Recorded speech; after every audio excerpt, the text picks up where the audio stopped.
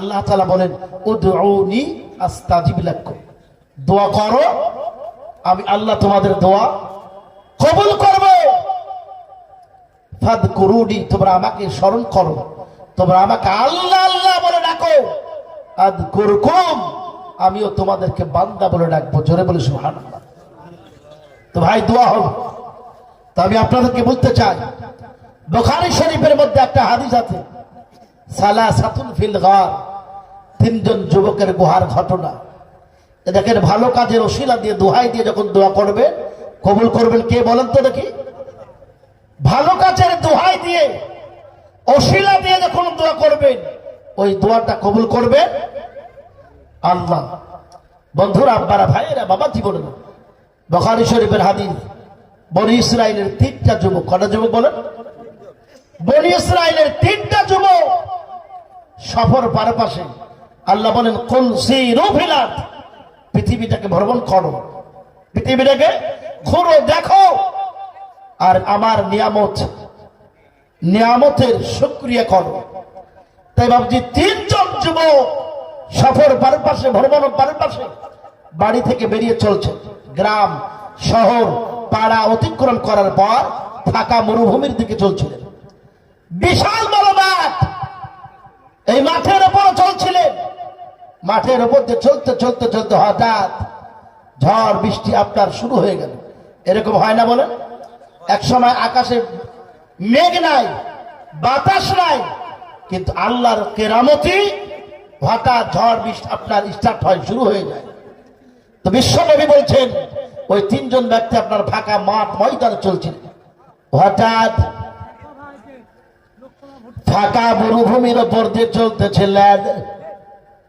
বেশ কিছু দূর যাওয়ার পর ফাঁকা মিডিলে যখন আপনার গেছে বাবা, যেখানে ঘর নাই, পানি নাই, ওই রকম জায়গায় যাওয়ার পর আপনার আকাশ থেকে ভাবছে আপনার বৃষ্টি শুরু হয়ে গেল, বাতাস স্টার্ট হয়ে গেল, শুরু হয়ে গেল। ওরা আব্বা, ভাইয়েরা, বাবা জীবনেরা, তারা আপনার বৃষ্টি থেকে বা বাতাস থেকে রক্ষা পাওয়ার জন্য এদিক ওদিক তাকাতে লাগলো, দেখতে লাগলো, দেখতে পেল যেন কোন জায়গায় আপনার ঘর নাই, বাড়ি নাই, আশ্রয় নিবেন এইরকম কোন জায়গা নাই। ওই তিনজন সামনে দেখতে পেল পাহাড়, ওই পাহাড়ের দিকে তাড়াতাড়ি করে চলে গেল। চলে যাওয়ার পর ওই পাহাড়ের কাছে পৌঁছার পরে দেখতে পায় ওই পাহাড়ের নিচে একটা দ্বীপ, একটা গর্ত, একটি আপনার গুহা।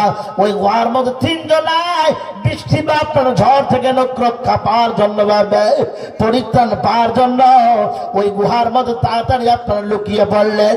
ওই গুহার মধ্যে তাড়াতাড়ি আপনারা ঢুকে পড়লেন।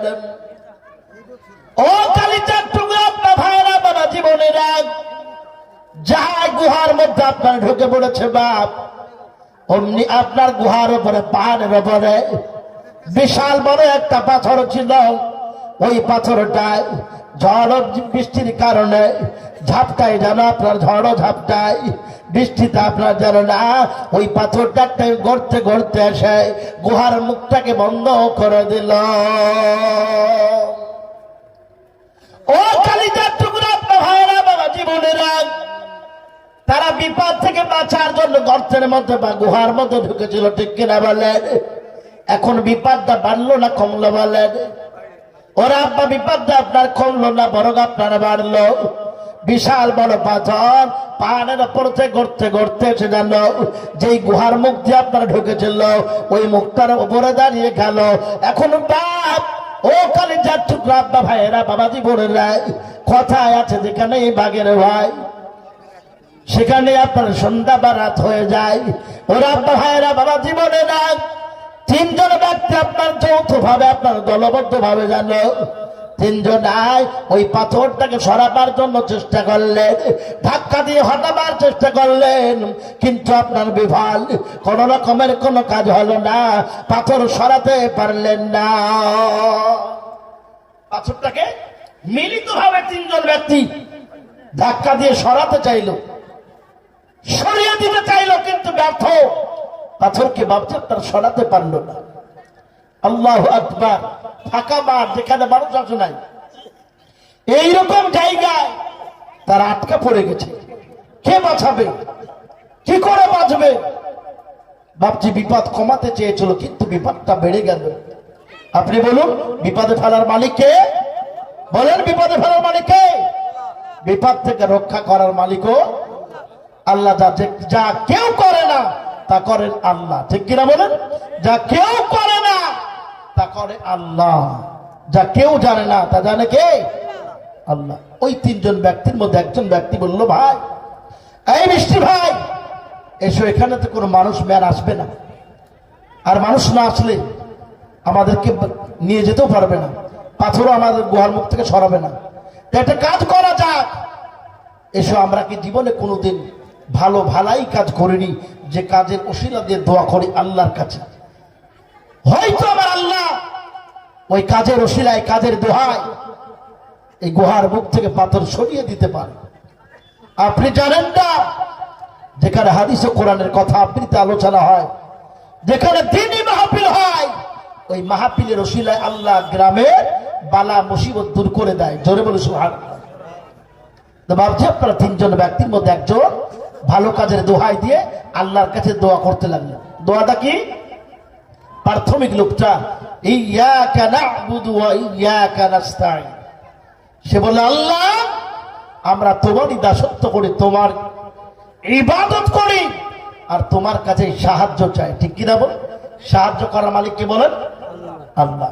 ওই তিনজনের মধ্যে একজন বলে, আল্লাহ, পেশায় রাখাল ছিলাম, সারাদিন ছাগল চড়ার পর, ও মাওলা, পেশায় রাখাল ছিলাম, সারাদিন ছাগল চড়ার পরে সন্ধ্যার সময় ফিরে আসতাম, আসার পর ওই ছাগল থেকে দুধ দোহাতাম, দুধ দোহানোর পর ওই দুধ সর্বপ্রথমে জানো আমি আমার বৃদ্ধা, এমনি করে আপনার বৃদ্ধ মা আব্বাকে পান করাতাম। জোরে বলি সুবহানাল্লাহ। কাকে পান করাতেন বলেন? আব্বা মাকে আপনারা পান করাতেন। বাপ, ও কালিজার টুকরা পান, আমার ভাইয়েরা আপনাদের এলাকা আছে কি নাই? অনেক এলাকায় দেখা যায় আব্বা ভাইয়েরা, স্বামী আপনার বাজার থেকে আসার পর যদি কোনো মিষ্টি বা কোনো খাবার নিয়ে আসে, আর ওই খাবারটা সর্বপ্রথম বিবিকে আপনারা ডিল বা শেয়ার না করে মার কাছে করে দেয়, তাহলে বুঝতে পারছেন স্বামীর কি হবে? হয় কি না হয় বলেন? ওরা আব্বা ভাইয়েরা, বাবা জীবনেরা, ও কালিজার টুকরা সোনা মনিরা, ওই আপনার নবীজি বলছেন, শোনেন না, ওই তিনজন ব্যক্তির মধ্যে একজন সারাদিন ছাগল চড়ার পর সন্ধ্যার সময় ফিরে আসতে আসার পর ছাগল থেকে আপনার দুধ দোহাতেন। দোহানোর পর ওই দুধ সর্বপ্রথমে জানো বাচ্চাকে না দিয়ে, বিবিকে না দিয়ে, নিজে না পান করে সর্বপ্রথমে সর্বাকে মা আব্বাকে পান করাতে। ও কালিজার টুকরা আপনার ভাইয়েরা, বাবা জীবনেরা, আল্লাহ নবী বলেছে, যারা মাকে আপনার মহব্বত করলো, মায়ের মুখ সকালে দেখে নিল, সে যেন আপনার কাবা ঘরকে দেখে নিল। জোরে বলি সুবহানাল্লাহ।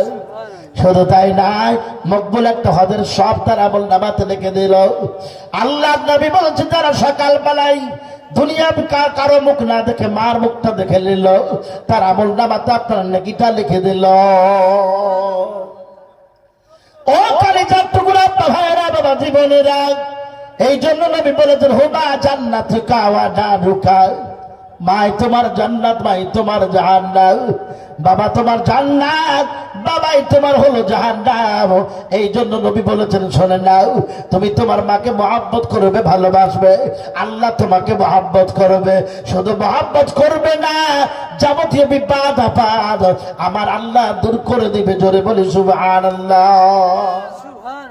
এই মানুষটা সারাদিন ছাগল চড়ার পরে সন্ধ্যার সময় যখন ব্যাক আসতেন, রিটার্ন আসতেন, ছাগল থেকে দুধ দোহানোর পরে ওই দুধ সর্বাগ্যে সর্বপ্রথম আপনার কাউকে না দিয়ে মাকে এবং আব্বাকে পান করাতেন।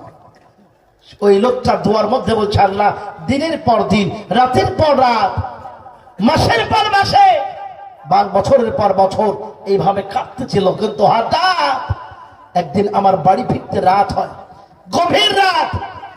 ছাগল থেকে দুধ দোহানোর পরে দুধের গ্লাস নিয়ে মার কাছে গেলাম, দেখছি মা বেডরুমে আপনার ঘুমিয়ে গেছে, জেগে নাই, ঘুমিয়ে গেছে, বাবা ঘুমিয়ে গেছে। সেই দিন গভীর রাতে ওই দুধের গ্লাস নিয়ে মায়ের শিওরে মাথার কাছে দাঁড়িয়ে থাকলাম। মুনাজাতের মধ্যে বলছে আল্লাহ, মাথার কাছে দাঁড়িয়ে থাকলাম। বাচ্চা চেয়েছিল, আব্বু বড় ক্ষুধা লেগেছে, বড় ক্ষুধার চেয়ে দুধটা দাও না, পান করি। ওগো আল্লাহ, সেই দিন বাচ্চা দুধ চেয়েছিল, বিবি চেয়েছিল, আমি নিজেও ক্ষুধার্ত ছিলাম কিন্তু খাই নাই, বাচ্চাদেরকেও খেতে দিই নাই, বিবিকেও খেতে দিই নাই।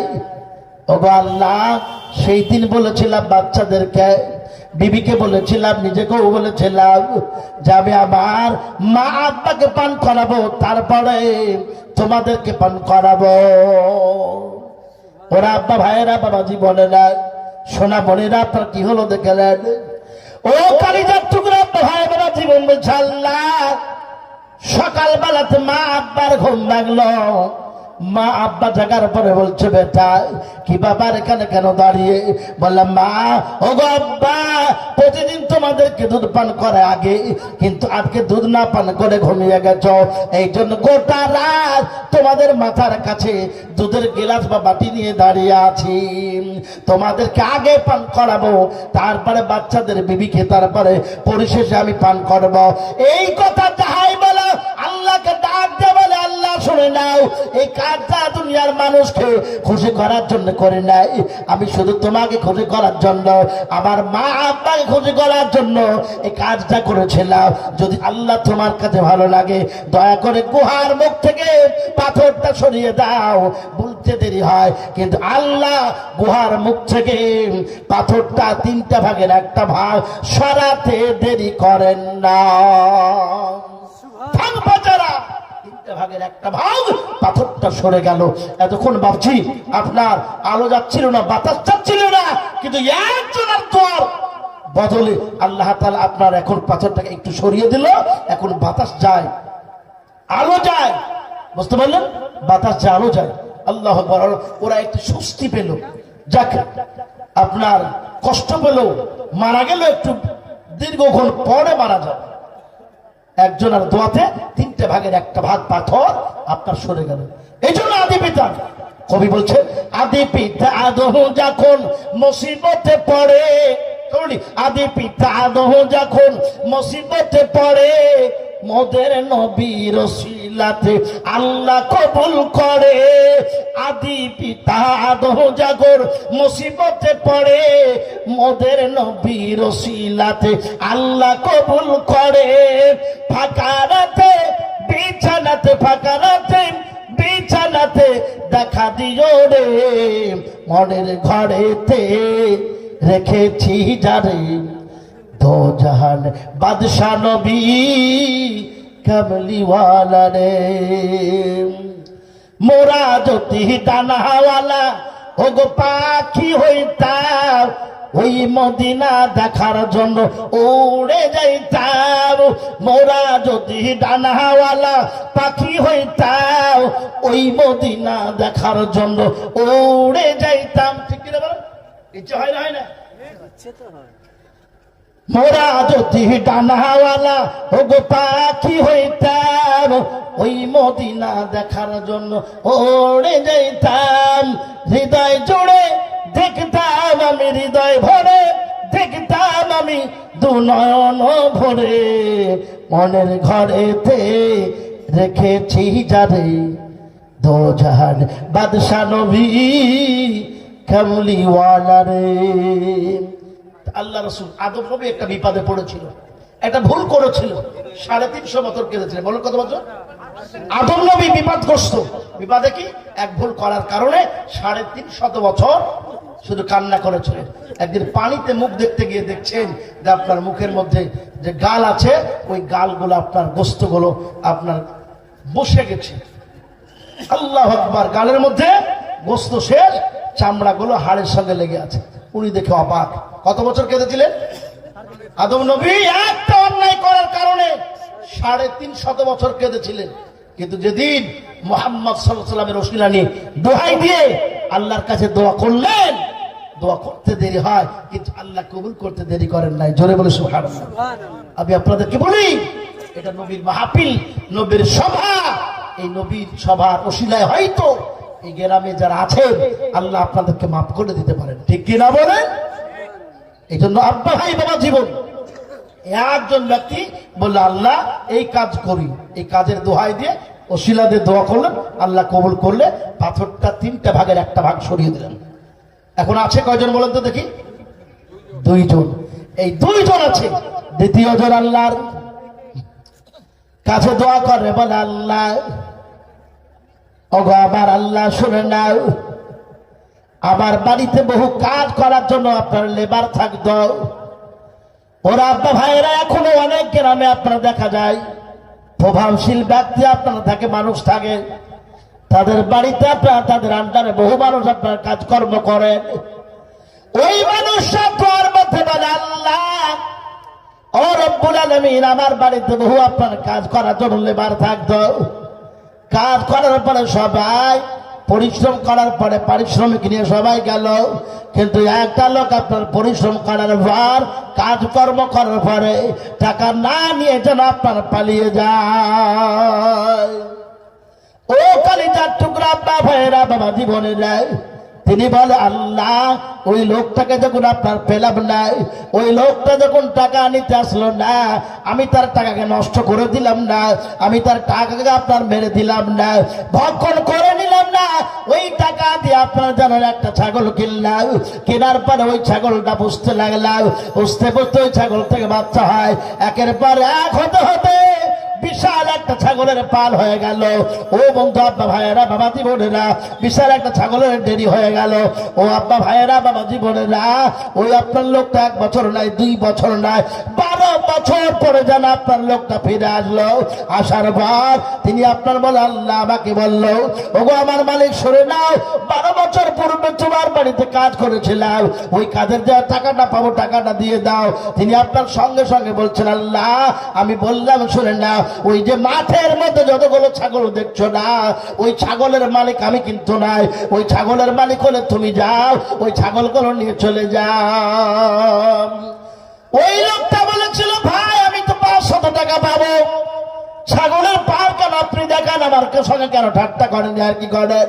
আমি সেদিন বলেছিলাম ভাই আমি তোমার সঙ্গে ঠাট্টা করি নাই, তুমি যে 500 টাকা পেতে ওই টাকাটা দিয়ে একটা ছাগল কিনেছিলাম, এই কেনার পরে ওই ছাগল থেকে একটা করতে করতে জানো ওই বছর 12 বছর জানো এতগুলো ছাগল হয়ে গেছে, সব ছাগলের মালিক তুমি নিয়ে চলে যাও। আপনি বলুন ও আব্বা ভাইয়েরা বাবা জীবনেরা, ওই মানুষটা খুশি হবে কি হবে না বলেন? ওই মানুষটা ডিগবাজি মারে আর আপনার ছাগল নিয়ে বাড়ি ফিরে যায়। তিনি মুনাজাতের মধ্যে বলে আল্লাহ ওই মানুষটার টাকাটা আমি খেয়ে নিতে পারতাম, ওই মানুষটার টাকাটা মেরে নিতে পারতাম, কিন্তু না তোমার ভয়ে জানো আল্লাহ, তোমার জাহান্নামের ভয়ে, তোমার কবরের ভয়ে ওই টাকাটা আমি ঠিক আল্লাহ বুঝিয়ে দিয়েছি। আল্লাহ এই কাজটা যদি তোমার কাছে ভালো লাগে তুমি দয়া করে গুহার মুখ থেকে পাথরটা সরিয়ে আমাদেরকে নিরাপত্তা দাও, আমাদেরকে বাঁচিয়ে দাও। বলতে দেরি হয় কিন্তু আপনার ভাই বাবা জীবনেরা 3টা ভাগের 2য় ভাগ আপনার পাথর সরতে দেরি করে না। ও আব্বা ভাইয়েরা বাবা জীবনেরা, এই জন্য কবি বলছেন মুসার মতো ইমানে হলে রাস্তা হবে সাগর জলে, ঠিক কিনা বলেন? মুসার মতো ইমানে হলে রাস্তা হবে সাগর জলে, ইউসুফের মতো যদি ইমান হয় একে একে দরজা খোলে, ইব্রাহিমের মতো ইমান যদি আজও থাকে বিদ্যমান আগুন কুণ্ডে দেখতে পাবে খুবসুরত ফুল বাগান। নারে তাকবীর, দ্বীন ইসলাম জিন্দাবাদ। বন্ধুরা ভাইয়েরা বাবা জীবনে দেখি 2য় জন দোয়া করলো আল্লাহ এই ব্যাপার, সঙ্গে সঙ্গে আপনার পাথরটা 2য় ভাগ সরে গেল। এখন হাত বাড়ায়, মাথা বাড়ায়, ঠ্যাং বাড়ায়, কিন্তু বডি বাড়ার জন্য একটু প্রশস্ত বেশি লাগবে, লাগবে না? লাগবে না? আর আছে কজন? 1 জন। 3য় জন ব্যক্তি আছে।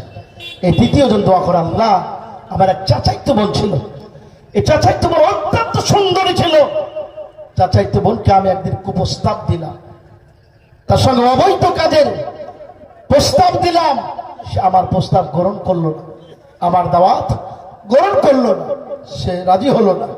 কিন্তু চাচাইতো বোন একদিন বিপদগ্রস্ত হলো, তার টাকার কিছু দরকার, সে আমার কাছে ছুটে আসলো, আমি মৌকা পেয়ে সুযোগ পেয়ে বললাম চাচাইতো বোন টাকা দিতে রাজি আছি, কিন্তু আমার কথায় তোমাকে রাজি হতে হবে। চাচাইতো বোন রাজি হয়ে গেল, বলছে চাচাইতো বোনকে টাকা দিয়ে দিলাম, সে টাকা পেয়ে খুশি, আর আমি চাচাইতো বোনকে পেয়ে খুশি।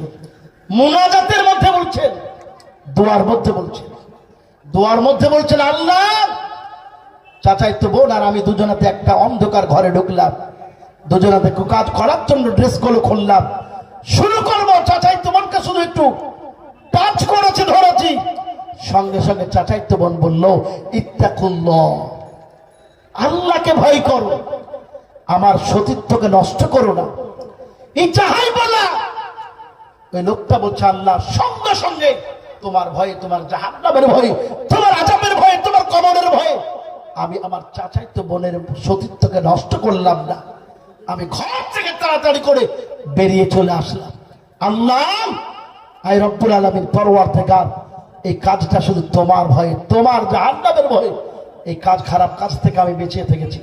আল্লাহ এই কাজটা যদি তোমার পছন্দ হয় তুমি দয়া করে গুহার মুখ থেকে পাথরটা সরাও। বলতে দেরি হয়, কিন্তু আল্লাহ পাথরটা সরাতে দেরি করে নাই। জোরে বলে সুবহানাল্লাহ।